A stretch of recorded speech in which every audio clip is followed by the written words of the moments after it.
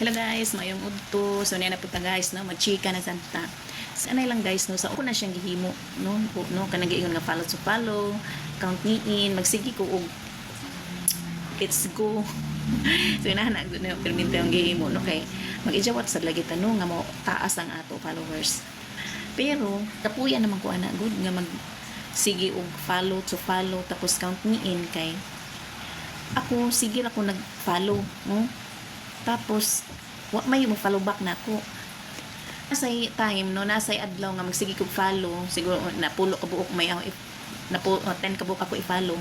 Naasay tulo nga mo reply no nga i-follow back ko. Pero kasagaran jud dili mo follow back no. So undangan ako tong follow to follow sa nang giingon nga count me in no. So gikapuyan ko ana. So mao focus na lang ako sa paghimo og mga video nga i-upload diri sa Reels no sa Facebook.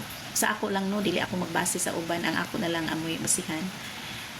Dili tingali basihan ang views no nga ma-invite kita sa content monetization tool. No kay ako gamay ra mong views nga nung na-invite man ko ni Mr. M. Tapos dili tingali basihan ang followers no nga kung gamay ra ka followers dili ka ma-invite sa content monetization.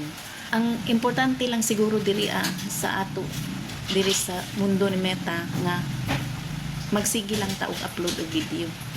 Mas nindot kung daghang views kay siguro dako ang ihatag og earnings ni Mr. M.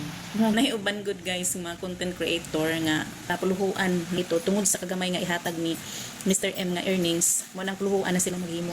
Para sa ako no, bahala gamay ra basta kay na ay ihatag okay ra kaadyo no nga earnings no. Lipay naman tagtagaan tag centavos ni Mr. M na lipay naman ta ana. So mo na nga kitang lagi nga mga small content creator kay gamay raman ta og views, gamay raman sa nang ihatag ni Mr. M nga earnings, mao nang magpugi ra kang gazud ta pag-upload kay para sa siyang mo dako-dako. So mao ra to guys, salamat.